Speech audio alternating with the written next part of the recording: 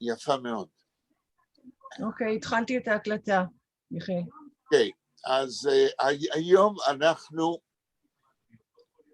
אנחנו בפגישה מספר 98 של Learn Yiddish Online. היום זה יום רביעי, ה-12 במאי 2021. והפגישה מספר 98, זוהי מספר 98 הממוספרת. אני תמיד מזכיר שיש לנו עוד 4 פגישות שלא מספרנו, ככה שעברנו מזמן את 100 הפגישות. לפני שנגיע היום לקרוא ולנתח את השיר של יצחק כצנלסון, דרבל, הנשף, שהוא כתב בגטו ורשה, אני מבקש עכשיו מבלה לקרוא את מאמר שכתבתי, שהוא סיכום של הפגישה שלנו מספר 97, בפעם הקודמת, בצורת מאמר, ולפי הטקסט אתם תבינו למה אני מבקש לסכם את מה ששוחחנו הפעם שעברה, ואחר כך להעלות את זה לאקדמיה עד. אז בלה, בבקשה.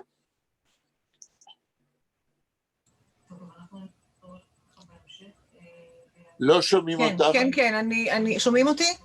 עכשיו כן. אוקיי. טוב, אז אני מתחילה לקרוא. כן. אחד מ3 ספרים על השואה שאני ממליץ לדורות הבאים לקרוא, מאת פרופסור יחיאל שיינטוך, האוניברסיטה העברית. כידוע לנו, ימי השואה, מאז עליית היטלר לשלטון ב-1933 ועד תום מלחמת העולם השנייה ב-8 במאי 1945, הניבו וממשיכים להניב אלפי ספרים ועוד יותר מאמרים. מי שנולד לאחר מלחמת העולם השנייה, ומי שיוולד בעתיד הקרוב והרחוק, לעולם לא יוכל להקיף ולו שבר אחוז מפרסומים אלה על השואה, גם אם קורא כזה הוא עצמו ממוצא יהודי, ויש לו מוטיבציה חזקה להבין מה קרה לאבותיו ולעמו במאה ה-20 תחת שלטון הנאצים. רק רגע, אני מכניסה את אנה. כן. אוקיי. שלום, אנה. שלום. עכשיו אני ראיתי אימייל. כן. אנה, אנחנו קוראים את הטקסט הזה. טוב, אוקיי. בסדר.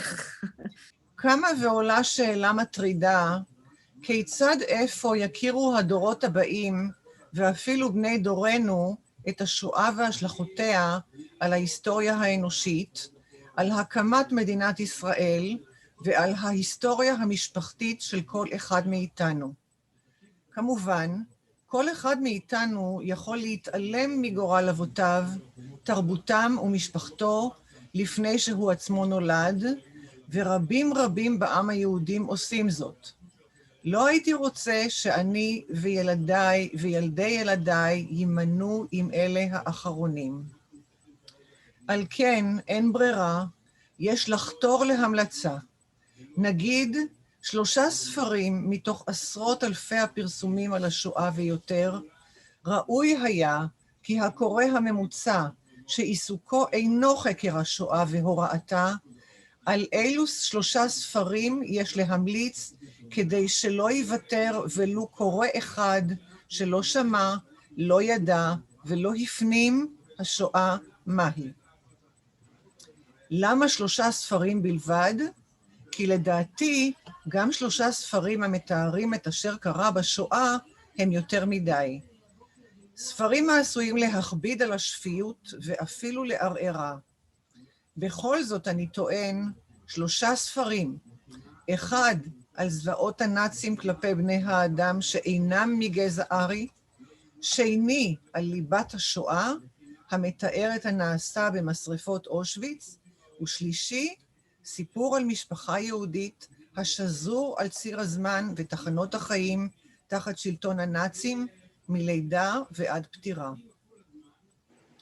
במאמר הזה אני מבקש להמליץ על 3 ספרים כאלה, ובמיוחד על ספר מהסוג השלישי. ואני שואל את עצמי, מי שמך? מאיפה החוצפה ללמד אחרים מה צריך לקרוא?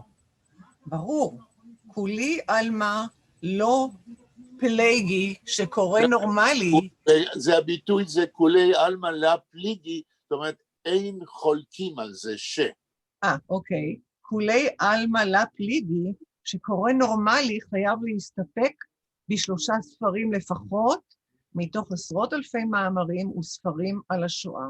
אחרת, ובכן, בדידי הווה עובדא, ב50 השנים האחרונות עסקתי באוניברסיטה העברית בחקר ובהוראה של ספרות יידיש ועברית שנוצרה בשואה בגטאות רגע, בלה, הייתה הפסקה של צלצול טלפון, אז אולי תחזרי על המשפט, כמה משפטים קודם.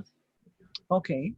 ובכן, בדידי הווה עובדא, קצת קודם. אוקיי. כן. כולי עלמא לא פליגי שקורא נורמלי חייב להסתפק ב3 ספרים לפחות, מתוך עשרות אלפי מאמרים וספרים על השואה. אחרת, ובכן, בדידי הווה עובדא, ב50 השנים האחרונות עסקתי באוניברסיטה העברית בחקר ובהוראה של ספרות יידיש ועברית שנוצרו בשואה בגטאות ובמחנות. לצורך זה, אכן, קראתי ספרים ומאמרים רבים על השואה. גם פרסמתי מאמרים וספרים רבים על ספרות יידיש ועברית שנכתבו בגטאות ובמחנות, על פי כתבי יד אותנטיים שנוצרו שם. לכן, אני נמצא במצב מתאים, כקורא שחווה את ימי השואה דרך אין ספור פרסומים של ניצולים ושל חוקרים. אני מרשה לעצמי, על כן, לדבר כאן בהמשך על הבחירה שאני בוחר להמליץ, מה הם 3 הספרים שחובה היא לקרוא, המינימום עבור כל מי שיש לו מוטיבציה לדעת משהו על מה שעבר במאה ה-20, על אבותיו ועל עמו. ספרו של קופצטניק, סלמנדרה, שנכתב מיד אחרי השחרור על ידי יחיאל פיינר, המוכר בשמו האזרחי יחיאל דינור, רומן מקיף זה על השואה, כולל בתוכו את הגרעין של כל ספריו האחרים על השואה. לאחרונה זוכה קצטניק להתעניינות גדלה והולכת, ויצירתו על השואה מוארת בימים אלה גם בסרט עליו שיופיע בקרוב, וגם במחקר בשם הפסדונים קצטניק והאחר, שיופיע בקרוב בהוצאת מפעל דוב סדן באוניברסיטה העברית. הספר השני, העוסק בליבת השואה, על הנעשה במשרפות באושוויץ, מאת גדעון גרייף, ושמו בכינו ללא דמעות, מבוסס על רעיונות שהמחבר עשה עם שרידי הזונדר קומנדו באושוויץ, יהודים שאולצו על ידי הנאצים להכניס אנשים למשרפות ולשרוף את גופות המומתים בגז בכבשנים מיוחדים. בשני הספרים המוזכרים לעיל, חסר לקורא, משהו כאן מוזר יחיאל, בשני הספרים המוזכרים לעיל, חסר לקורא תיאור נרחב של חיי היום-יום תחת שלטון הנאצים. זה בסדר, כן. לאורך ציר הזמן של ימי השואה, ומתוך שיקוף רגשות, מחשבות ועמדות של אחד הקורבנות והמשפחה הסובבת אותו או אותה. במשך עשרות בשנים, כאשר קראתי את המאמרים והספרים הרבים על השואה, אספקט אחרון זה נעדר מפרסומים אלה. כבר הסביר קצטניק באחד ממאמריו וגם במשפט אייכמן, כי הוא איננו סופר, אלא כותב כרוניקה של משפחה יהודית אחת תחת שלטון הנאצים. אך משום שהוא אינו סופר, הוא אינו מוכן לחכות שיבוא יום ויבוא סופר שיכתוב את האפוס של חיי היהודים בימי השואה, ולכן הוא החליט לכתוב ולא להחריש. הציפייה הזאת ליצירת ספרות שתהווה תמצית החוויה היהודית בשואה, שתהיה מין אפוס, יצירה ספרותית ארוכה המגוללת תולדות גיבור או גיבורה אחת בתולדות האומה, לאורך ימים ושנים ותחנות חיים, ושיקומם במדינת היהודים בארץ ישראל, ציפייה זו מתממשת בימינו ומול עינינו במדינת ישראל. זה עתה גמרתי לקרוא ספר בין 560 עמודים לערך, בשם השתיקות, מאת יובל ירח, מורה להיסטוריה ומדעים במדינת ישראל. הספר פורסם ב-2016 וזכה לביקורות נלהבות בעיתונות. זאת גיליתי לאחר שקראתי את הספר, ועל כן דעתי אינה דעת יחיד. אני מצטרף לדעתו של חיים באר שכתב, יובל ירח מצטרף למסורת של סופרים גדולים כמו ברנר, ברדיצ'בסקי וגנסין, סופרים שלוקחים אחריות. הרצון לגעת בכבשונה של הוויה אנושית ולאומית הוביל אותו למהלך ספרותי נועז, ובעשותו כן הוא מזכיר לנו שספרות היא לא רק בידור ושעשוע של מעבד תמלילים, ושהיא יכולה לעלות שוב על דרך שממנה ירדה. בתקופות של דכדוך, ידיעה שבמקום מן המקומות יושב אדם מישראל שכותב כך, זהו דבר המעניק תקווה. אני בעצם לא מכיר אישית את מחבר הספר השתיקות, אולם אני ממליץ בחום על ספר זה, כספר השלישי שקורה בימינו וגם בעתיד רצוי שיקרא. עד היום חקר השואה מבית מדרשם של ההיסטוריונים התנהל במקביל לחקר תולדות תרבות היהודים בשואה, מבית מדרשם של חוקרי הספרות ותולדות הרוח בשואה. שני המסלולים נשארו עד היום מסלולים מקבילים, מסלולים שלא נפגשים. ספרו של יובל ירח מביא שינוי גדול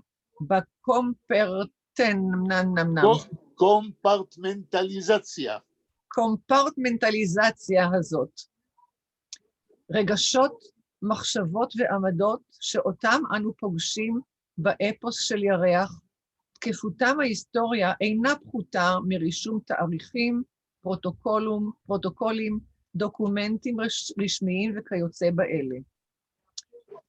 הספר של יובל ירח משלב בפעם הראשונה בתולדות הכתיבה על השואה, הקפדה היסטורית על פי מקורות רבים מאוד שהמחבר מצא, יחד עם תיעוד אחר, מקביל, בדרך כלל תיעוד שהוזנח על ידי ההיסטוריונים, של רגשות ומחשבות במצבי קיצון, שעליהם הוא למד מאין ספור רעיונות עם ניצולי שואה ועם בני משפחתו המורחבת. מבנה הספר והטכניקות הספרותיות שבהן השתמש יובל ירח מבקשים ניתוח מדוקדק ועיון במקום אחר. מבלי להיכנס כאן לעניין הזה, יש לומר כמסקנה עיקרית מקריאת הספר, שפגשתי בו לראשונה קשת רחבה מאוד וממצה של נושאים הקשורים לחיי היהודים בשואה. יום יום, שבוע שבוע, חודש אחר חודש ושנה אחר שנה.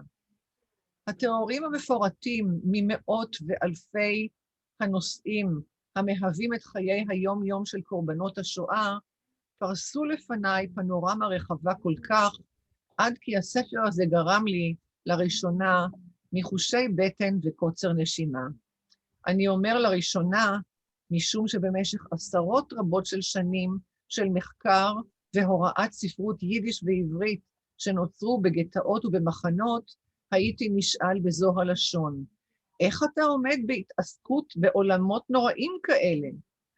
ולא הייתה תשובה מספקת בפי.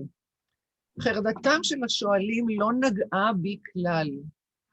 אני מניח כי כך היה משום שמאמריי וספריי על ספרות יידיש ועברית מגטאות ומחנות עסקו בתגובה היהודית לרדיפות הנאצים, ומשום שעל הרדיפות למדתי וקראתי כדי להבין טוב יותר את אופי התגובות הספרותיות של היהודים תחת שלטון הנאצים, ותגובות ספרותיות אלה הן רק לכבודם של אותם היהודים. מקומה של השואה במבנה התודעה של היהודים בימינו וצאצאיהם קשורים קשר הדוק למקומה של השואה במערכת החינוך של מדינת ישראל, והמצב היום לא טוב. גם נושא זה מצריך דיון נפרד. מצד אחד אני שומע כי יש בתי ספר תיכוניים, מעטים מאוד אמנם, המנסים ליזום שנושא השואה יהפוך לנושא לבחינות בגרות בהיקף של 5 יחידות. אם אמנם משרד החינוך יבין עד כמה הדבר נחוץ ורצוי, המלצתי היא שספרו של יובל ירח, השתיקות, יהיה אחד משלושת ספרי החובה בלימוד כזה. אוקיי, תודה. יחיל, אני רוצה לשאול משהו, אני פשוט לא הבנתי. כן.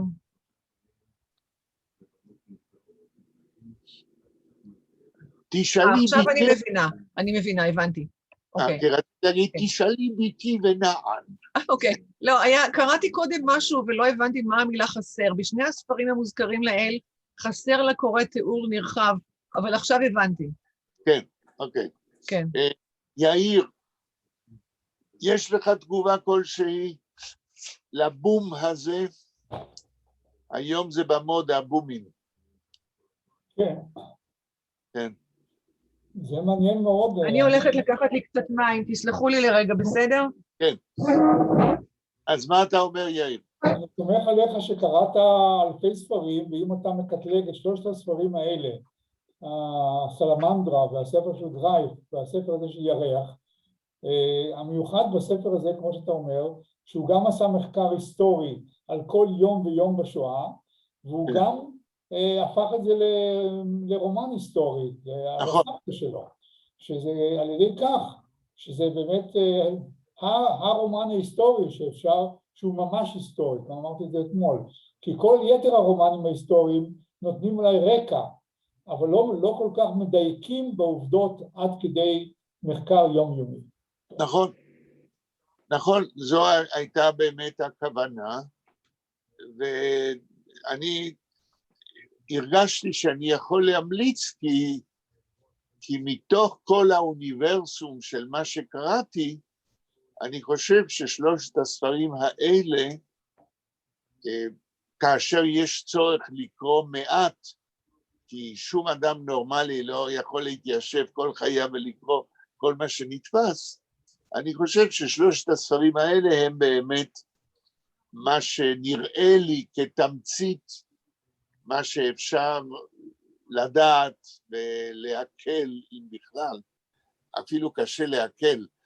לא יודע מי אמר לי, אני חושב ששלמה אמר לי בפעם שעברה, שאת גרייף הוא לא יכול היה לסיים לקרוא, מפני שזה חזק מדי, המציאות היא כל כך נוראית, שהוא לא יכול לסיים את הספר. אנה, במידה ואת, היה לך זמן להבין מה אני כותב, יש לך מה להגיד? I will read again and I will translate לאט לאט. So because I understood, אני הבנתי, אבל לא 100%, so I will read again. בסדר. בסדר מה גמור. קרה להמלצתך? האם היא התקבלה? האם היא זכתה להדים? יאיר, אני רק כתבתי את זה שלשום. רק עכשיו כתבתי. אני עוד לא הבאתי את זה לשום מקום. ברור. שונים שקוראים את זה. אני בשבוע הבא אעלה את זה באקדמיה אדו באינטרנט, ושם כל מה שאני מעלה, מיד באים מכל העולם אנשים לקרוא, יש לזה תפוצה גדולה. אז נראה, אם יהיו תגובות, אני בהחלט אספר לכם, אני מניח שיהיו תגובות. כן? אני גם באקדמיה עדו, איפה שאני מעלה את זה, יש לי אפשרות להעמיד את המאמר לשיפוט של כל אלה שהם נכנסים לאתר שלי, וזה עניין של מאות אנשים, ואני לוחץ על כפתור ואומר, בבקשה כל אלה שקוראים את הדברים שלי, אם יש מישהו שרוצה להגיב אני אשמח, ולפעמים עושים את זה, לפעמים לא. אז אם יהיו תגובות, אני בהחלט אספר לכם מה קרה. הדבר הטוב באקדמיה עדו, באתר הזה, זה שאתה משוחרר, אדם שמעלה מאמר שם, הוא משוחרר מדעתו של עורך או של אדם פרטי אחר. שם נכנסים, סיפרתי לכם, נכנסים אנשים מאיזה 300 ערים בעולם, ממאות ארצות, מ170 אוניברסיטאות. שם אם מגיבים אנשים, אז אפשר להגיד ווקס פופולי, ווקס דיי, הקול של ההמון זה קול שדי, זה כאילו אלוהים עצמו. אתה לא תלוי בדעתו של אדם אחד, עורך של עיתון, אז אם הרבה אנשים מגיבים, אדם יכול לדעת שזה משפיע. כן. בלה חזרה? כן, כן, מזמן. כן, כן, כן. אז בואו בלה, תגיד לי בלה, או פרופסור, זה דוב סדן, the project, is direct from the university or it's something like the apart? Like what?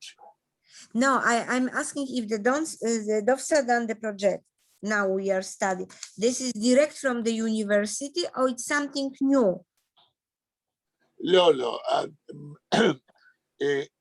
מפעל דוב סדן, זה דבר שאני ייסדתי ב-2001, לפני 20 שנה, וכל מה שאני עושה באוניברסיטה, כן, אני דרך מפעל דוב סדן מפרסם ספרים, מפרסם מאמרים באינטרנט וכולי.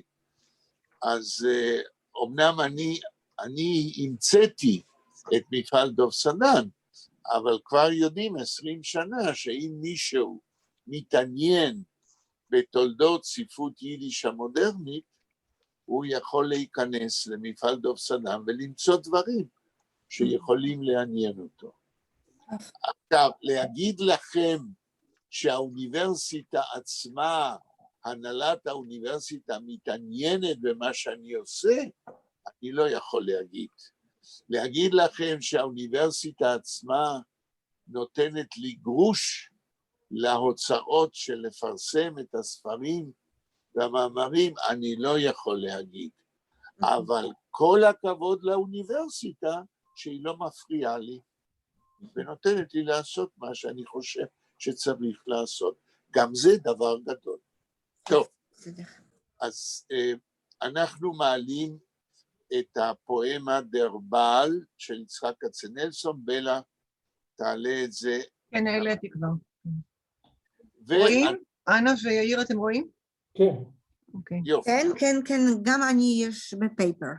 אוקיי, אז אנחנו היום מתחילים לקרוא ולתרגם ולהבין את העניין. קצת דיברנו על זה לפני 2 פגישות, באיזה מבוא קצר. אגב, יחיל, אני לא הייתי בפגישה לפני האחרונה, סיימתם את דיפרומקץ? כן, מזמן. אוקיי. סיימנו דיפרומקץ. אנחנו גמרנו. אפשר יהיה ביוטיוב, כן? זה כנראה מספר 95, הפגישה מספר 96, אוקיי. כן? איפה שלא היית, תוכלי כן. להיכנס שם לראות, וכן. טוב. אז יאיר, תתחיל לקרוא.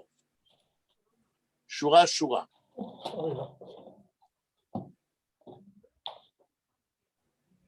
In Keller ist Stockfinster. Ist Stockfinster. תרגום. רגע, שורה שורה ותרגום. עם קלר... במרתף חשוך לגמרי. רגע. אני מנצל כשאני מדבר לחזור על השורה כדי שיהיה בולט וברור. עם קלר is שטוק פינסטר. תרגום. במרתף חשוך לגמרי. כן, הביטוי האידיומטי שטוק פינסטר, חשוך לגמרי כמו שאתה מתרגם. הלאה. וליכטיק אויף השטוק, ומואר על ה... לא יודע מה זה שטוק. שטוק זה קומה. קומה בתוך בניין. זאת אומרת, במרתף של אותו בניין, המילה שטוק פה יש שתי משמעויות. במרתף של הבניין נורא חשוך, ויש אור באחת הקומות. וכמו שאמרנו לפני שתי פגישות, בקומות העליונות, ששם גרו אנשים בגטו במצב כלכלי טוב יותר. שורה הבאה. פרייטמן זיך עם קלר. שמחים במרתף. איך המילה הראשונה שקראת? פרייט. פי ריש יוד יוד טט. כן, אז תקרא את השורה עוד פעם. פרייטמן זיך עם קלר. תרגום. שמחים במרתף. כן, אני מה מנסה... זה קלר? סליחה? קלר? מה זה קלר? סלר, מרתף. סלר. כן? עכשיו אני מנצל את ההזדמנות ושואל אם כל אחד מבין מה זה המילה מן בשורה הזאת. אני מבין את המשמעות ביידיש. פרייטמן, כן. כן, אבל איך נגדיר מבחינה דקדוקית את המילה מן? פרייטמן זיך אין קלר. שמחים, כאילו הרבה אנשים שמחים. יש שמחה. כן, כן, אבל המילה מן זה גוף, כמו שיש גוף ראשון, גוף שני, אני, אתה, הוא, מן זה גוף כללי, גוף כללי. מדברים על כל האנשים. כן, רבים, כן. כן, עוד שורה. לא רבים. רבים זה מיר. זה רבים, בוא נגיד כך. אוקיי, שורה הבאה. דורט לייך זיך וי בייטוג. שמה מואר כמו ביום, כמו באור יום. וי בייטוג. כמו ביום, באור יום, ככה אני מבין. לא, בייטוג.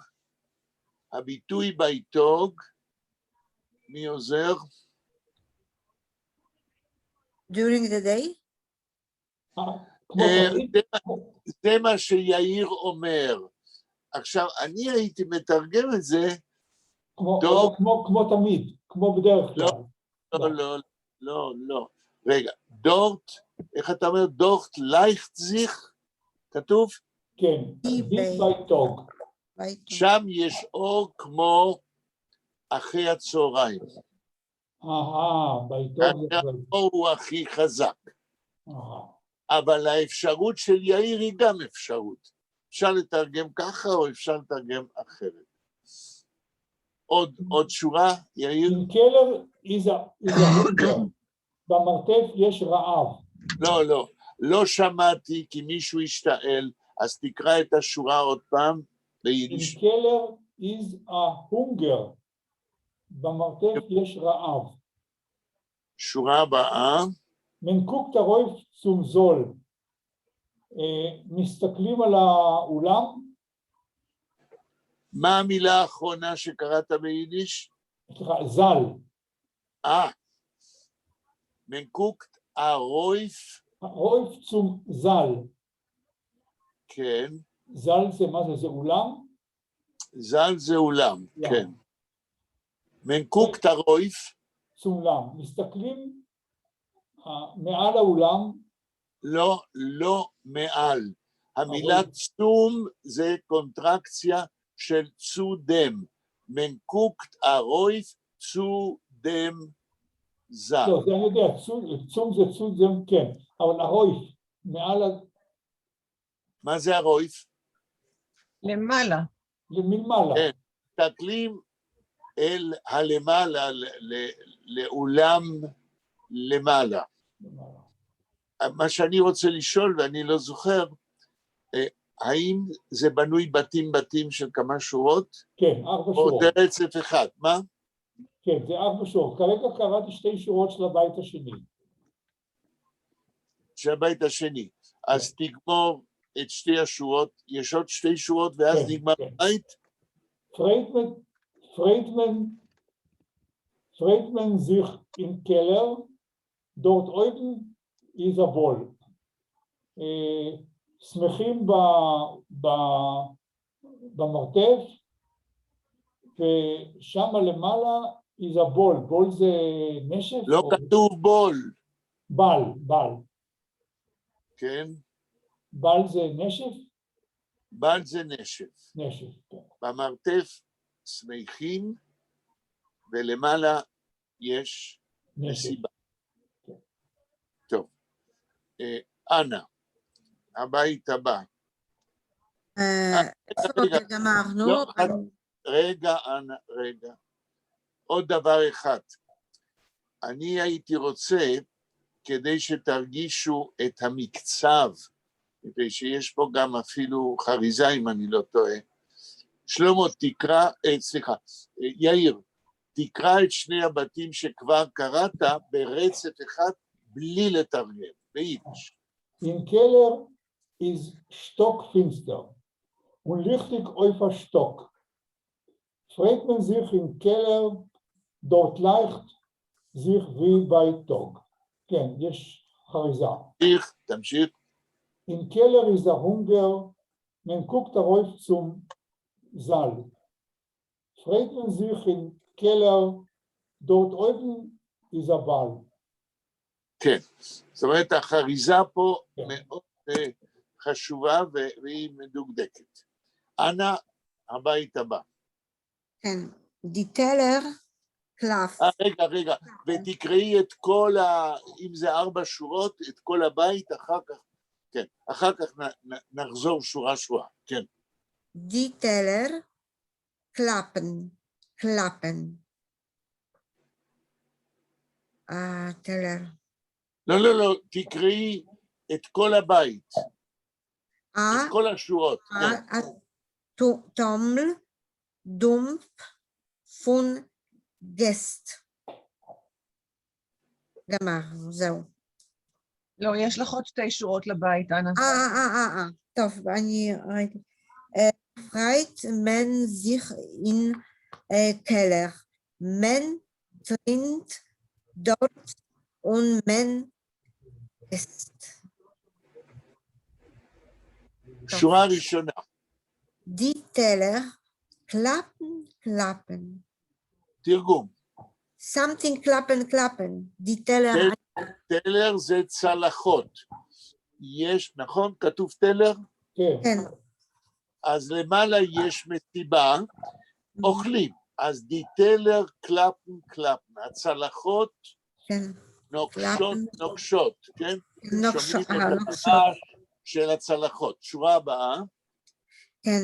הטומל דומפ פון גסט. אחרי המילה הטומלט יש מילה שלא הבנתי. הטומל מה? דומפ.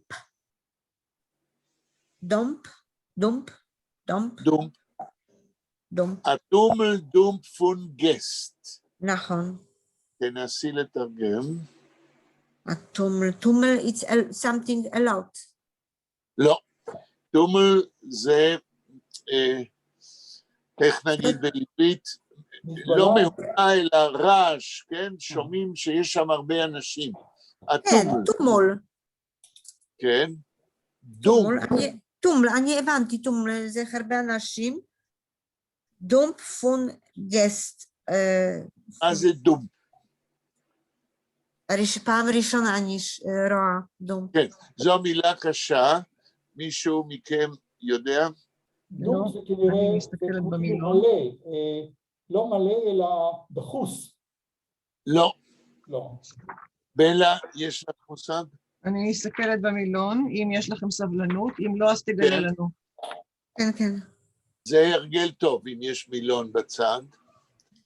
נראה אם המילון יודע להגיד את זה לפי הטקסט. עוד רגע, דום. כתוב פה muffled, dead-ended. בואי תסביר. סאונד, זה קול, זה סאונד. לא, בסדר, תעזבי. זה לא תרגום שעוזר לנו. הטומל דום, מה עוד? פונגסט. אנה, הטומל דום. פונגסט. פונגסט. זאת אומרת, המילה דום היא שם תואר אדיקטיב שמתאר את הטומל. כל הפואמה הזאת בנויה בחלקה מנקודת הראות של אלה שבמרתף למטה. הטומל דום פונגסט, רעש עמום, הייתי מתרגם את המילה דומפ עמום, זאת לא בהיר, לא חד, מכיוון שאם אתה במרתף למטה, אתה שומע הטומל, איזה מין מהומה קטנה, עמומה, פונגסט של אורחים. אורחים, נכון. זאת אומרת, בשורה הזאת, הטומל דומפ פונגסט, היא נאמרת מנקודת הראות של העניים, אלה שאין להם מה לאכול, וגרים למטה במרתף. כי רק במרתף שומעים בקומות העליונות רעש עמום. כן? טוב. אנה, גמרת את הבית? לא. פרייט מן זיך אין קלר. פרייט מן זיך... רגע, לא הבנתי את כל המילים. אלט מן זיך... פרייט מן זיך אין קלר. לא קלטתי. מה המילה הראשונה? פרייט. פרייט מן זיך אין קלר. תרגום. In the cellar, sich in the cellar, fright men, we are fright. לא we, לכן המילה מן היא פרסונלית, זה לא אנחנו, לא אני ולא אתה. Fright is to be afraid. פרייט מן זיך אין קלר. We are afraid in the cellar. רגע, פרייט מן זיך אין קלר. אם אנחנו מסדרים את המילים כמו בפרוזה, מן פרייט זיך אין קלר. שמחים במרתף. שמחים בסלר. עכשיו, יש פה אירוניה מסוימת, כי למעלה בקומה העליונה יש מסיבה, שומעים רעש של צלחות, שומעים רעש עמום של גסט, של אורחים, יש שם נשף. ואז באה השורה ואומרת, פרייט מן זיך אין קלר. במקום להגיד מן פרייד זיך אין קלר, כצנלסון מקדים את הפועל, שצריך להיות במשפט בפרוזה במקום השני הדקדוקי, אז הוא מקדים אותו למקום הראשון, כאילו השמחה במרתף זה תוצאה של המסיבה בקומה העליונה. אבל אנחנו יודעים, אני על זה דיברתי לפני 2 פגישות, שבוורשה, בבניין אחד בגטו, יכלו לחיות אנשים בקומות העליונות במצב כלכלי טוב, ולמטה במרתף אנשים שמתים מרעב. אז לבוא ולהגיד, כמו שקצנלסון אומר, שמפני שיש מסיבה בקומות העליונות, לכן פרייטמנזיך שמחים במרתף, יש פה אירוניה מרה. האם אני מסביר את עצמי? בהחלט, כן. אוקיי. סליחה, מרתף, זה there was, we say the cellar, it's cellar near to the building, or it's sometimes there was outside in the... המקום הכי נמוך בתוך בניין, איפה שגרים אנשים עניים, שאין מה לאכול. נכון. כמו basement.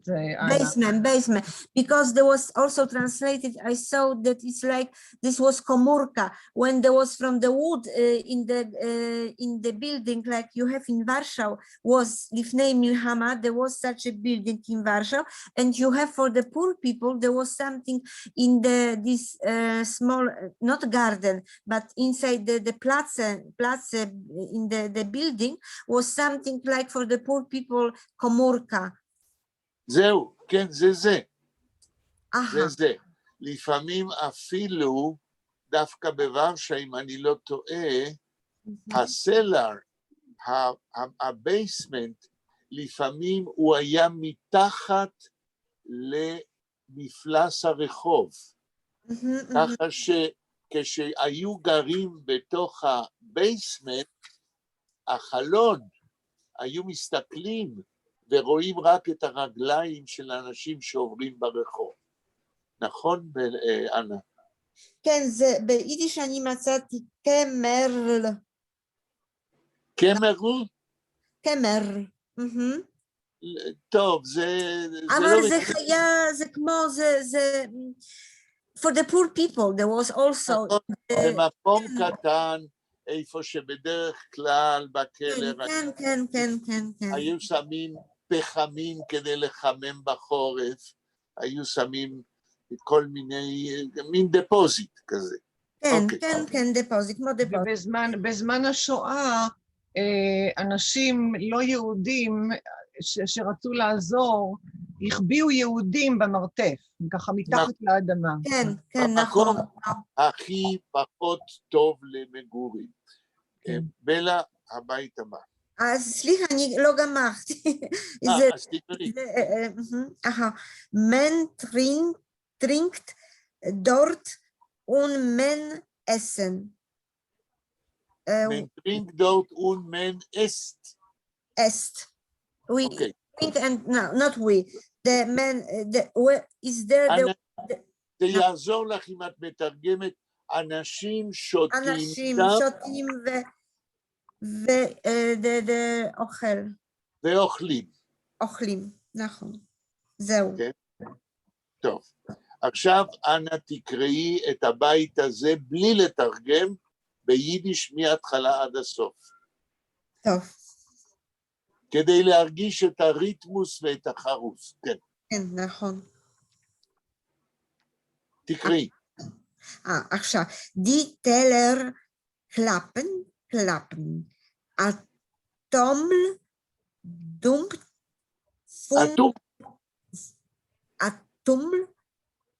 dumpt von Gäst. Freit man sich in Keller. Man trinkt dort und man isst. זהו. אנחנו רואים שזה, יש פה ריתמוס ויש פה...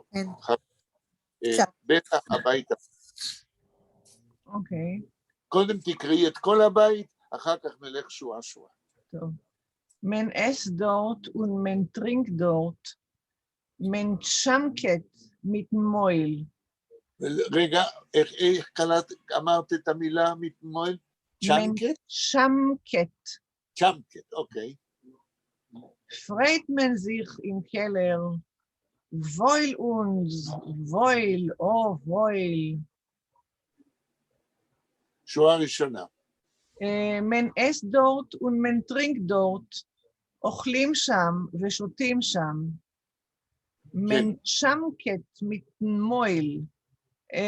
עכשיו אני מסתכלת פה במילון ואני רואה צ'מקן, כתוב סמק, כאילו לתת מכה עם הפל, עם לא מכה, עם השפתיים. המילה צ'מקט זה אונומטופיה, מילה שמחכה מה שהפה עושה כשהוא אוכל דבר טעים. נכון, סמקוב. זה הצ'מקט. צקצוק השפתיים. זה נעים, טובים, זה כמו ילדים. עכשיו המילה, אם בלה יודעת מילה בעברית, זה... אני לא יודעת. מה? צקצוק שפתיים? למרות שזה, בהשאלה זה משהו אחר, צקצוק זה שפתיים. משהו אחר. כן. בטח יש מילה בעברית, כן? כשמתוך הנאה מזיזים את השפתיים ומרעישים מתוך הנאה. אוקיי. טוב. פרייט מנזיך עם קלר, שמחים במרתף. המשפט הזה... פה פרייט מנזיך עם קלר, כצנלסון פה חוזר על השורה, ולא רק על השורה, אלא הוא מקדים שוב את הפועל. פרייט מנזיך, כתוצאה. כן, בכל בית הוא חוזר על השורה הזאת. כן, אז הוא פה, לפחות פה, פרייט מנזיך עם קלר. זאת אומרת, זה נורא אירוני וטרגי. הרי למעלה אוכלים ושותים, ולמטה, כתוצאה מזה שלמעלה אוכלים ושותים, אז למטה אנשים שמחים. זה אירוניה מרה. כן? כי ממה יש לאנשים במרתף להיות שמחים? מזה שלמעלה אוכלים ומבלים? כן. פרייטמן זיך עם קלר, וויל אונס, וויל, או וויל. כן. וויל, כאן זה נראה לי משהו כמו יופי לנו. איזה יופי, משהו כזה. למרות שוויל זה לא בדיוק יופי. לא, בסדר, וויל, כן, פה התרגום הייתי מקבל. וויל לנו, המילה אונזי פה מאוד חשובה. כי כאילו כצנלסון מצטט מה שהאנשים במרתף אומרים. טוב לנו, כמה טוב, מה טוב להם? שלמעלה אוכלים ושותים, ומה קורה למטה? עוד מעט נדע בסוף הפואמה. עוד בית. Man ess dort und man trinkt dort von Onhoib Nacht bis spät. לא בית, אלא שפט. שפט, נכון. כן. זה לא צריך להיות ביז שפט? ביז. אבל כתוב בין, כאילו זה טעות. זה טעות. כן. לצערי זה טעות. זה צריך להיות von Onhoib Nacht bis spät. נכון. Es ist zum Ball gekommen, זה גימל. Es ist zum Ball gekommen, der ganze Komitee. כן, יש קצת שגיאות הקלדה. כן. Man isst dort und man trinkt dort, אוכלים שם ושותים שם. עכשיו תשימו לב, נכון, אבל תשימו לב מי אומר את זה. באיזה מוח עובר המשפט הזה? לא אצל כצנלסון, לא אצל הקומות העליונות, כי כתוב דורט, שם. זה מה חושבים ואומרים האנשים למטה במרתף. כן. Von Onhoib Nacht bis spät. מתחילת הערב עד מאוחר. מה קורה מתחילת הערב עד מאוחר? מאס דורט ומנטרינק דורט. יפה, דורט. שם, בקומות העליונות, לא כן. למטה. הלאה. Es ist zum Ball gekommen, הגיעו לנשף, כן. der ganze Komitee. כל המועצה או... קומיטט. עכשיו צריך להסביר מה זה קומיטט בוורשה בשיר נכון. של כצנלסון. אני יודע. אנה, מה זה הקומיטט? את יודעת? מה זה קומיטט? זה היה חשוב, זה אנשים, there was people who was, the special people who had the better luck to be in the committee, they have the better life than others. כן, אבל מה זה הקומיטט? קומיטט זה באנגלית אני לא יודע, בעברית אני לא יודע, זה קומיטט, זה גרופה ספציאלנה גרופה. כן, למה יש בוורשה בגטו גרופה כזאת, קבוצה כזאת? זה חייב, זה גרופה, זה for the רגולציה, for the רגולציה, all the law from the nuts. כמו היודנראט? זה כמו, אבל זה קומיטט, זה חיה, they have, you know, to decide of many things. For example, you should to inform the committee of many things. I don't know how to say. אנה, את מתקרבת, אבל עדיין לא אמרת את הדבר העיקרי. אפשר לקרוא לזה משלחת? מה? אפשר לקרוא לזה משלחת? לא, לא, לא, לא, לא. עכשיו אני אסביר מה זה. בהיסטוריה של הגטו בוורשה, יש בתולדות הגטו שני מסלולים שלפיהם ההיסטוריה בגטו מתנהלת. הגטו מתנהל במסלול אחד, מה שהנאצים עשו ליהודים, שהם הכריחו אותם להיכנס לגטאות, והחליטו כמה קלוריות ייכנס לגטו כל יום לכל אדם. אבל יש עוד מסלול בהיסטוריה של הגטו, שאת המסלול הזה התחילו לחקור בהיסטוריה של השואה רק אחרי 1972. עד 1972, תולדות הגטו בוורשה, זה היה מה שהגרמנים עשו ליהודים, איך הם ארגנו את הגטו, הם אמרו, עשו יודנראט, אמרו ליהודים לארגן יודנראט. פה המילה קומיטט זה משהו אחר. זה המסלול השני שבו התנהלה ההיסטוריה של הגטו. המסלול השני זה מה שביידיש בהיסטוריה של הגטו נקרא אליין הילף, עזרה עצמית. בתולדות הגטו, בנוסף למה שהגרמנים והרגולציה שאנה אומרת שהגרמנים אמרו, היה גם ההתארגנות הפנימית של היהודים ללא קשר ישיר לפקודות של גרמנים.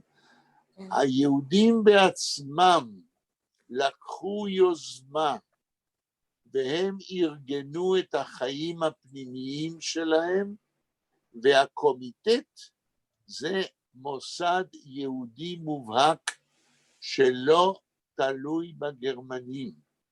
זה האליינהילף, העזרה העצמית היהודית. עכשיו, מה עושה פה קומיטט בשיר של כצנלסון? כל בניין היה לו ועד שניהל את מה שקורה בבניין. הקומיטט פה זה אותה גרופה, כמו שאנה אומרת, אותה קבוצה שהיא צריכה לנהל את מה שקורה בבניין, והיא אחראית, הקומיטט הזה אחראי על ה-well-being של כל הדרים בבניין. זאת אומרת, הקומיטט יש לו אחריות לכל היהודים שגרים בכל הקומות בבניין וגם כן במרתף. עכשיו, את מי בוחרים להיות בקומיטט שינהל את הבניין? בוחרים לא את האנשים העניים,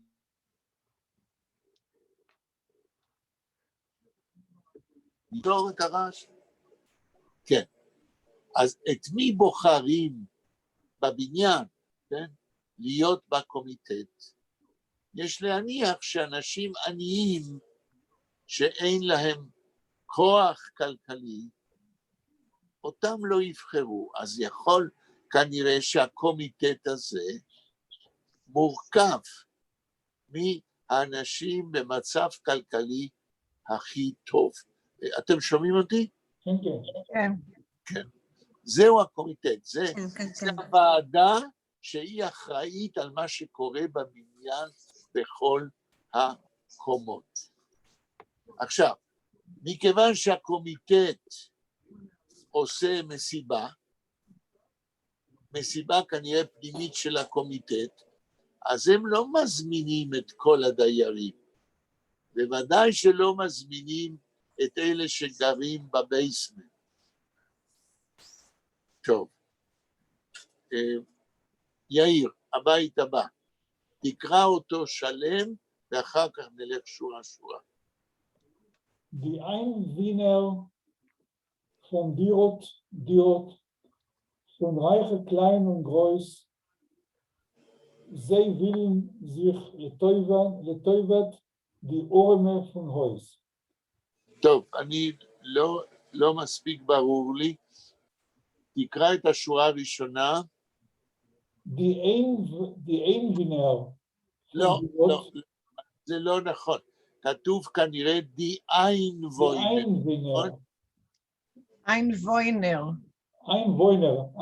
Einwohner זה שגרים von Dirot, דיירי הדירות. לא, רגע. עכשיו תקרא נכון את השורה במלואה. די איינבוינר. Die Einwohner von Dires, von Reiche klein. רגע. בתוך קריאה נכונה, יש גם מקום לאקצנטואציה, לאינטונציה נכונה. תנסה עוד פעם לקרוא את השורה. Die Einwohner von Dires, von Reiche אני שואל, klein und groß. רגע, יאיר, מהי השורה המלאה? די איינבוינר פון דירס, זהו? כן.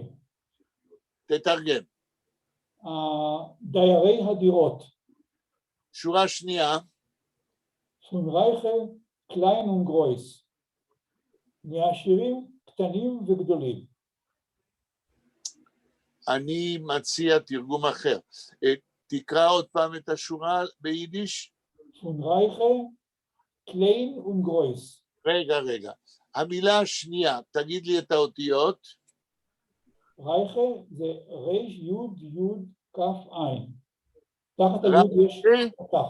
רייכה, האם אחרי המילה רייכה יש פסיק? לא. אוקיי. אז די איינבוינר פון דירס, הדיירים של דירות באותו בניין, ואז הוא מפרט מה הם סוגי הדיירים, והוא אומר, רייכה, קליין וגרויס. מעשירים קטנים וגדולים. כן, אבל אני מציע תרגום, הדיירים של דירות, תשימו לב, בניגוד לדיירים בבייסמנט, שזה לא נקרא דירה. זאת אומרת, הדיירים של הדירות בקומות הגבוהות, ומי הם? רייכה של דיירים עשירים, קליין ונגרויס ביידיש, זה בדרך כלל ביטוי אידיומטי של ילדים ומבוגרים, ולא כמו שאתה הצעת, עשירים גדולים ועשירים קטנים. אוקיי. מה בלח אומרת על התרגום שלי? נשמע לי בסדר. כן, זה קטן. זה נשמע הגיוני מאוד. ילד. כן. תמשיך, שורה שלישית. Sie weilen sich getäube, die Orme von Heus. הם כאילו... לא, רגע. אתה קורא ומניח שקראת נכון, אבל אני לא חושב. אז בבקשה, שורה שלישית, Sie weilen sich לטויבס. אחרי זיך, מה המילים אחרי זיך? אחרי זיך לטובת, לטויבס. לא, רגע, אני רוצה ביידיש. Sie weilen sich, ואז מה ביידיש? לטויבס. את האותיות? למד תת וו בית תף. כמו לטובת. Sie weilen sich לטויבס. לטויבס. תרגום?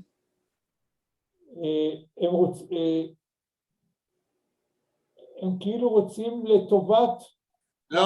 לא כאילו, מה זה ויילן זיך? זיך ויילן. הם רוצים. לא, הם נהנים. זה ויל. הם נהנים. יאיר, תראה, יידיש זה מתמטיקה. ויילן ווילן זה לא אותו דבר. הבדל בין שתי יודים עם פתח לבין יוד אחת זה עושה משמעות אחרת. אסור לערבב צלילים שונים. זה ויילן זיך לטויבס. מי יכול לעזור? אני לא יודע מה זה ויילן. הם נהנים. נהנים. לא, זה קרוב, אבל זה לא נהנים. בלה מבינה מה הולך, אבל זה הכיוון רק. זה ויילן זיך. זיך ויילן ביידיש זה לבלות. בילוי. זה ויילן זיך. שם בקומות העליונות הם מבלים לטויבס. איך היית מתרגם לטויבס? לטובה? לא, לטובה? לא, מבלים בטוב. מבלים בטוב. עוד פעם? מבלים בטוב. לא. בשביל, הם מבלים בשביל. עכשיו, בשורה הבאה יגיד כצנלסון בשביל מי. זה ויילן זיך, רגע, יאיר. זה ויילן זיך לטויבס, הם מבלים לטובת, ואז השורה הבאה. לטובת עניי הבניין. השורה הבאה ביידיש. Die Orme von Heus. עניי הבניין. יפה. כמו שאמרנו בהתחלת הקריאה, לשיר הזה יש אירוניה מרה. כצנלסון פה בצורה תמימה כאילו, בשפה פשוטה כאילו, אז הקומיטט בקומות העליונות, כל הגסט, כל האורחים, זה ויילן זיך, הם מבלים לטובת עניי הבניין. עכשיו, איזה מין, הייתי אומר, עזרה זה של ועדה שצריכה להיות אחראית על כל הדיירים, ששם למעלה אוכלים, כן? אוכלים לטובת אלה שבמרתף? לא הזמינו אותם? האם באמת זה לטובה? כן, שיהיה להם כוח לדאוג לעניים. זאת אומרת, את נכנסת לתוך עמוד של כצנלסון. כן. גם את אומרת זה באירוניה. טוב, אז בלה, הבית הבא. Es seinen euch gekommen, verbetene dort Gäst. תרגום. Freut man sich im Keller, אוקיי, man trinkt dort und man esst. יפה. Es seinen euch gekommen, הגיעו גם, נכון, verbetene dort Gäst. אורחים שהזמינו אותם. יפה. דורט, כל עכשיו הוא הזמן חוזר. דורט. זאת אומרת, דורט בקומות העליונות, לא במרתף, כן? freut man sich im Keller, שמחים במרתף, על כן, הרי הוא מקדים, השורה הזאת חוזרת וגם ההקדמה. על כן, שמחים במרתף. השורה הזאת היא שורה קטלנית. כל הזמן שמחים במרתף, נו באמת. שמחים למעלה שאוכלים, אבל במרתף, מה, הם יכולים להיות שמחים שיש אורחים למעלה? איזה מין אמירה זאת?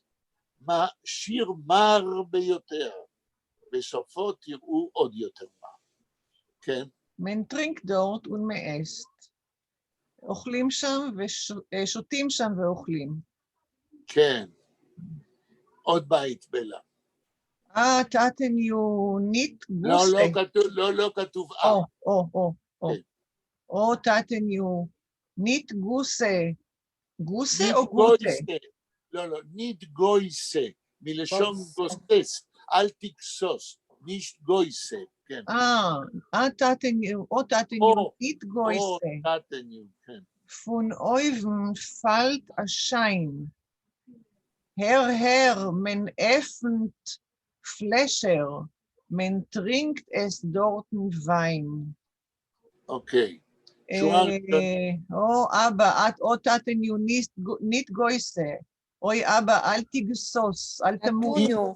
מי אומר את זה? אולי ילד? כן, אולי. ילד בקומות העליונות? לא. Because the tatunyo is so sweet for the kids. כן. כן. אל אז תגסוס, אל תמות. ברור שפה אנחנו שומעים דיבור במרתף. ילד אומר לאבא, כן? כקונטרסט נורא לחלק הקודם של השיר.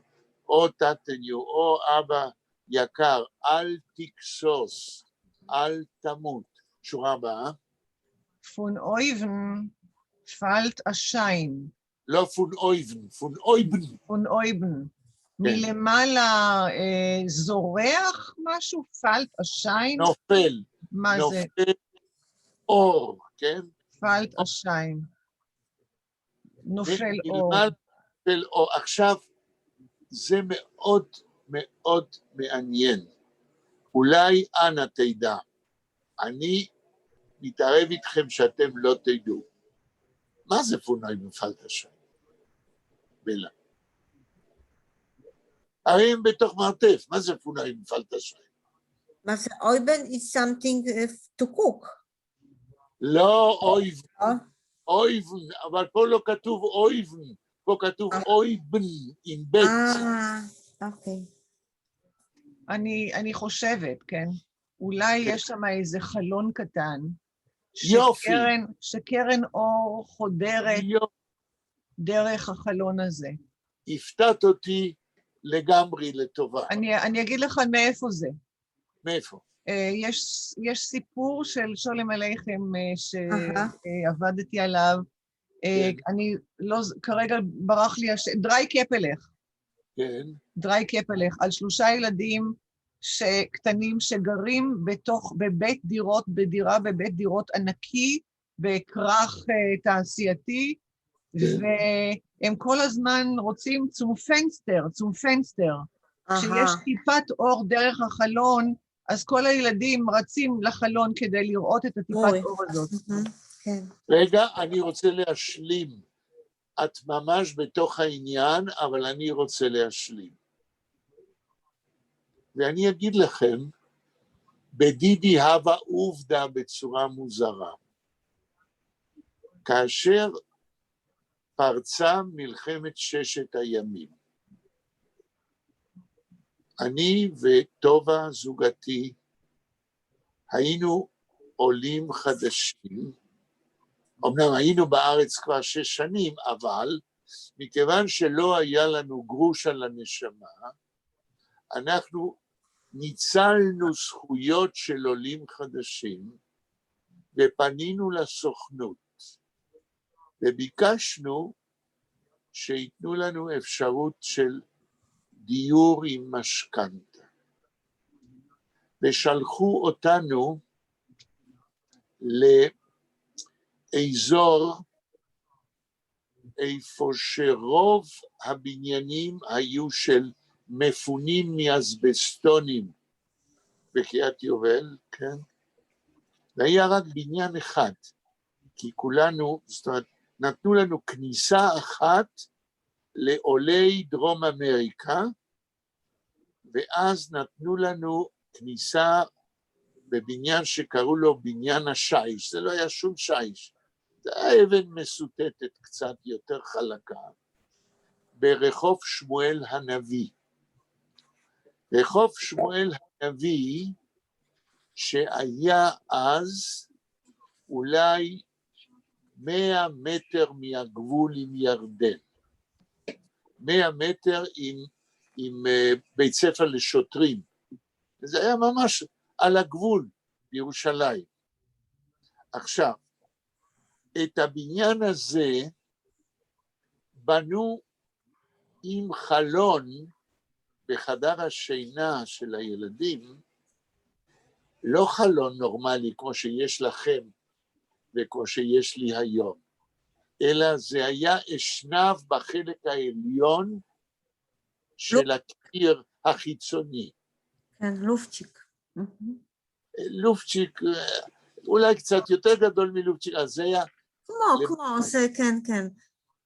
וכאשר פרצה מלחמת ששת הימים, מכיוון שהיינו ליד הגבול, וכשהמלחמה התחילה, טנק של צה"ל עמד למטה, וידענו שזה מסוכן להישאר שם, אז, וטובה הייתה בהיריון עם הבת שלנו, אז עזבנו לקריית היובל להורים שלה, ואחרי שנגמרה המלחמה, כשחזרנו לדירה, הזכוכית של אותו חלון הייתה שבורה, ואצל השכנים שלנו, החברים שלנו, בקומות עליונות נכנסו כדורים, אצל חברה אחת משלנו, כשהיא שמה על קרש כביסה, קרש גיהוץ,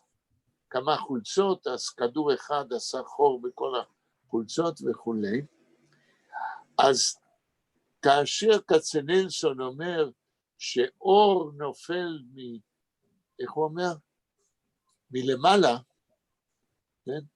אז הוא מתכוון, כן, אז הוא מתכוון, ואנה תגיד לנו אם זה נכון, בוורשה אם אתה גר בבייסמנט, אז החלון הוא כזה קטן בקיר החיצוני למעלה, ואז יש קו אור אחד שנכנס. It was the not sunshine and you couldn't only see the legs of the people.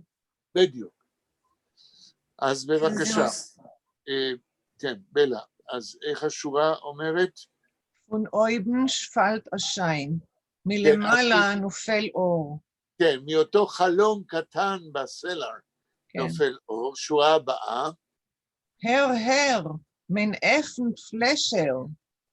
תשמע, פותחים בקבוקים. מי אומר את זה? הילד, לאבא. תראה, או אלה שלמטה, הם לא נהנים מהסעודה, הם רק שומעים את הרעשים של הסעודה. הלאה. מן טרינקט אס דורטן ויין. שותים שם יין. כן. יאיר, הבית הבא. es ist nicht kein Schoss. Aprofen springt der Reus vom Flasch. Herr, nur die Lechaimes zu jedem Gläsel Jasch. אני מבין שזה אומר ילד שרוצה לעודד את ה... הר, ומה המילה הבאה ביידיש?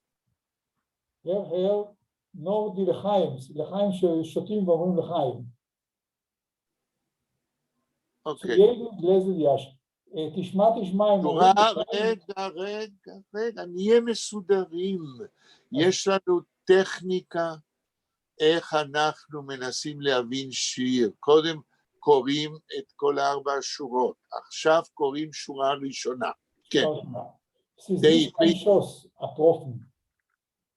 כן, השורה הראשונה אומרת, סיזנישט קיישוס, פסיק, הפרופן. הפרופן שפרינגט הרויס פון פלאש. מהי השורה הראשונה? רק השורה הראשונה. אוקיי. זה nicht kein Schuss, זאת אומרת, זה לא ירייה, הרעש, הבום הזה זה לא ירייה. איזה רעש? הרעש שנפתחים הבקבוקי שמפניה.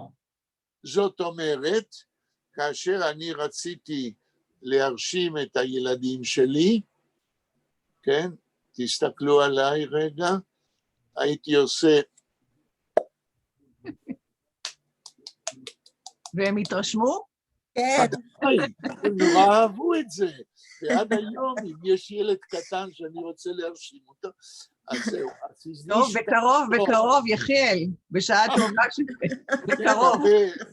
קודם נקווה, כן. אוקיי, ציזניש כאן שוס, זה לא ירייה. זה לא ירייה. שורה הבאה. הפרופן שפרינגט הרויס פון פלאש. תרגום. שפרינגט הרויס פון פלאש, אני יודע, זה נקרא שקופץ... לא, יאיר, אתה לא תסמן אותי. אל תקפוץ למה שאתה יודע. קודם תתרגם מה שאתה לא יודע, או לפחות תתמודד. הפרופן. הפרופן, אני... עובדה. לא. מי יכול לעזור? אני מחפשת במילון, למרות שיש לי הרגשה שאני לא אמצא. אוקיי, תגידו, איך קוראים למחלץ פקקים? ביידיש. ככה, הפרופן? הפרופן צייר. מי שמושך את הפקקים. זה פקק, כן? פרופן צייר זה מושך פקקים. הפרופן. אז הוא אומר ככה, זה לא ירייה, זה פקק. פקק, אוקיי. פקק שקופץ החוצה מהבקבוק. יפה, שורה הבאה. הר, נורדי לחיימס, צוידן גלזל יש. תשמע רק את הקריאות לחיים לכל בקבוק יש. כן, יין שרוף, מכל בקבוק של יין שרוף. אנא, בית הבא. Nicht verglotzt die Augen und guck nicht so trieb, man ist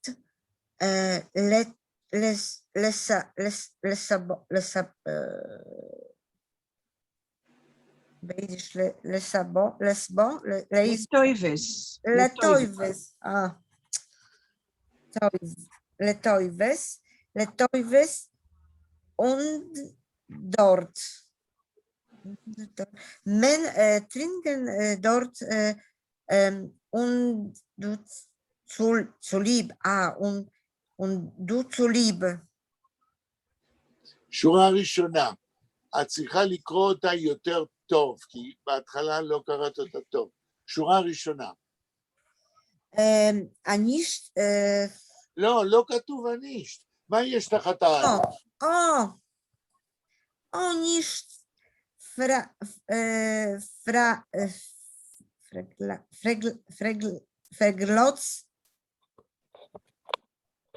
פרגלוץ די אויגן.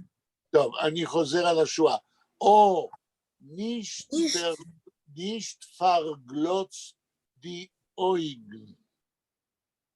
ממשיך הכל... Going to the eyes. רגע אחד. ממשיך הכל מהמרתף ואומר, קודם ראינו שילד מבקש מאבא שלא יקסוס, שלא ימות, ועכשיו הילד ממשיך כנראה לדבר ואומר, או זה אקסקלמיישן של סבל, של כאב, נישט פרגלוץ די אויגן. הילד אומר לאבא הגוסס, נישט פרגלוץ די אויגן. איך תתרגמו? איך תתרגמי? Nothing, it's to the eyes. It's like interesting something to the eyes, for the eyes. פרגלוצן די אויגן ביידיש, מי יכול לעזור? לעצום את העיניים. להסתכל למעלה. מה אמר יאיר? לעצום את העיניים. פרגלוצן זה לעצום? פרמח די אויגן זה לעצום. בלה, מה את אמרת? להסתכל למעלה, לשאת את המבט למעלה. בכיוון. לשמיים. בכיוון, איך אמרנו על הציפור דיפומקץ, פרגלוצן, או אל תזגג את העיניים. כן? זאת אומרת, כמו שבלה אומרת, להסתכל, זה לא להסתכל, אלא העיניים ברגע שהאדם הגוסס עומד למות, העיניים כאילו מתגלגלות כלפי מטה, ורואים את לובן העין, האיש עומד לסיים את חייו. או, אל תזגג את העיניים שלך, אומר זה לא הילד. צריך להיות פרגלוז, כמו גלוז, זכוכית? לא. אם תחפשי במילון, פרגלוצן, זה הטרמינוס טכניקוס של לזגג עיניים. כן. נכון שזה כמו להעמיד עיני זכוכית, אבל המילה זה פרגלוצן. אני לא חקרתי אף פעם מה המקור של המילה, כן? אבל אם פעם לינגוויסט יחפש מהו השורש, אז אני מניח שזה לא יהיה הגלוז, אלא משהו... תראה, במילון כתוב raise one's eyes to the heavens. כן, אז זה תרגום לא טוב. אוקיי. אז זה לא להרים את העיניים לשמיים, אלא העיניים לבד, ברגע שאדם עומד למות, המוסקולים מאבדים את הגמישות, והעיניים כאילו לבד יוצאים ממקומם. אז זה כאילו המת הולך להסתכל על השמיים, אבל זה לא רצוני. כן. כאילו אומרים בוהות, עיניים בוהות? בוהה זה עדיין כשאדם חי ויכול לתת פקודה לאן להסתכל. הפרגלוצן כאן זה כמעט לא רצוני. אוקיי. כן. אוקיי. Und guck nicht so trib. אוקיי. And to look, to cook, to look. לא, למה to look? קוקן זה to look. פה כתוב קוק נית. איזה זמן זה? עבר, הווה, עתיד, מה? מה זה קוקן? אימפרטיב. נכון. כן. ואל תסתכל, זה אימפרטיב. מישהו, הילד, מדבר לאבא, והילד לא יודע מה זה סף המוות, מה קורה כשאדם עומד גוסס למות. אז הוא אומר לאבא, אונקוק ניתה זוי טריב, ואבא בבקשה, אל תסתכל הזוי טריב. מה זה טריב? קודר, עצוב, עגום. כן, ואל תסתכל מבט כזה עצוב. הילד מבין דבר, הוא לא מבין, הוא רואה את האבא עומד למות, גוסס, והמבט נראה לו מבט עצוב, אבל באמת זהו מבט של אדם גוסס שעומד למות. תראו, כצנלסון זה שף דברה, מה שהוא כותב כאן. כל מילה במקום, אין מילים מיותרות. יש ריתמוס, יש חרוזים, יש כל מיני קולות, יש קונטרסט, זה שיר מלא אפקטים ספרותיים אומנותיים. כן. יאיר. גמרת, אנה? לא, אני לא גמרתי. מן אסט לטויבס לא, אחרי טריפ. טריפ, כן. מן אסט לטויבס und dort. תראו, אני אחזור על השורה כדי מן אסט לטויבס uns dort.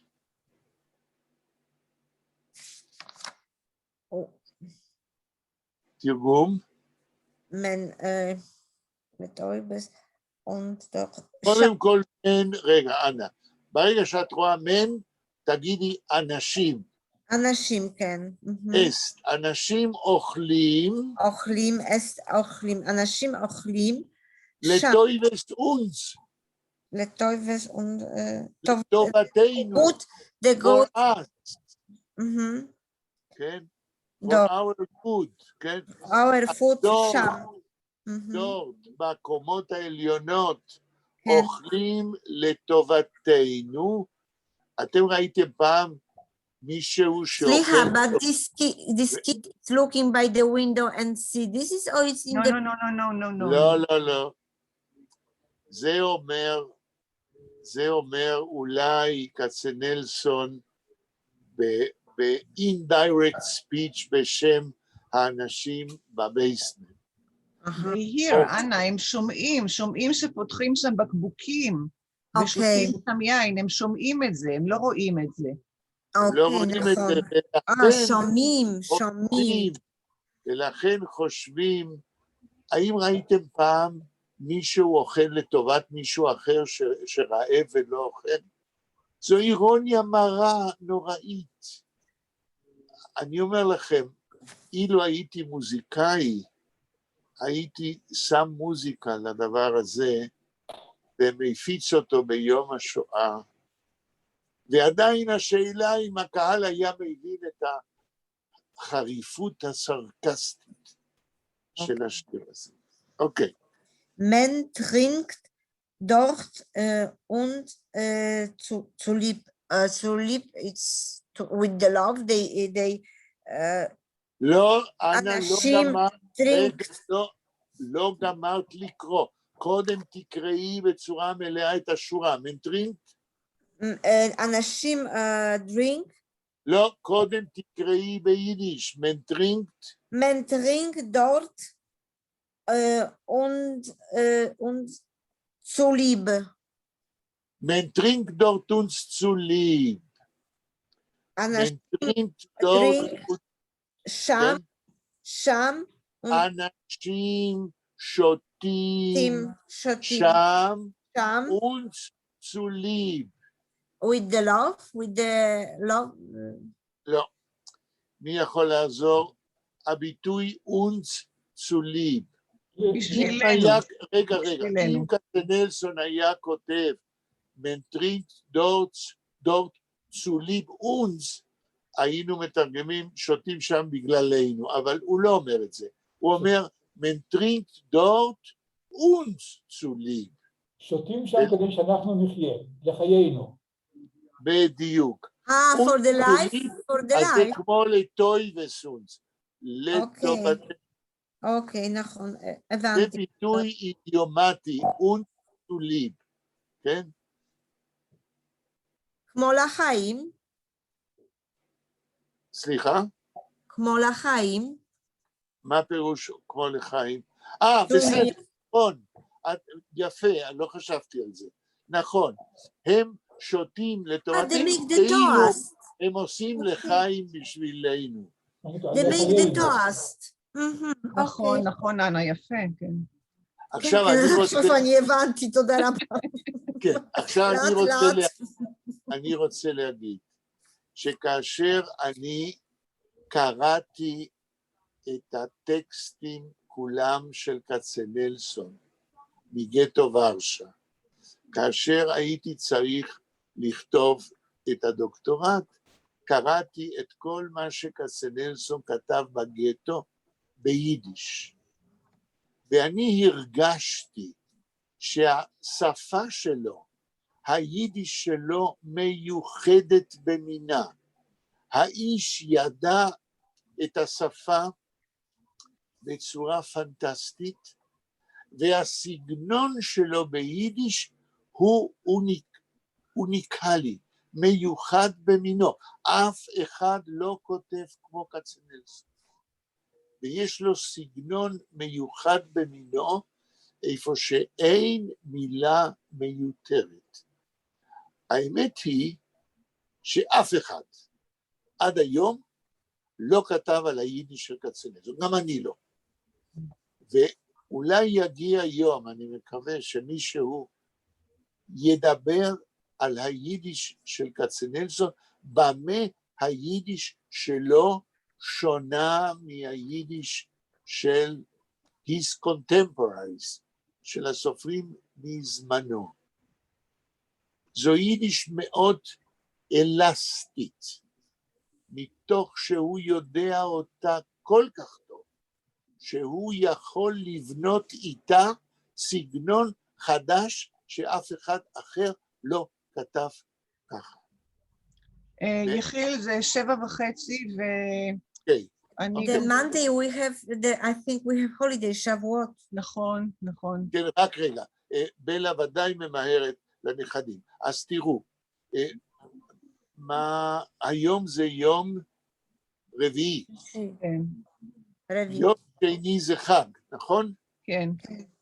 אז יום שני אנחנו לא ניפגש, כן. כי זה חג, וניפגש ביום רביעי הבא. יום רביעי הבא, נכון. חג אז שמח. Be careful in this, it's terrible. I hope you're in the safe place in Jerusalem. I'm sitting now and I hear bombing, אנה. ממש שומעת פצצות. גם אתה שומע, יחיאל? but איפה אתה עכשיו, בירושלים? כן. את רוצה להגיד, בלה, שמפציצים באזור ירושלים? אני שומעת עמום מרחוק. זה רחוק, זה לא קרוב. הם כבר התחילו ככה לפני 3-4 ימים, כן, כן. והם הפציצו בסביבות ירושלים 50 קילומטר מפה. כן. אוקיי, אז שיהיה חג שמח. חג שמח. חג שמח. תודה רבה. תודה רבה. תודה רבה.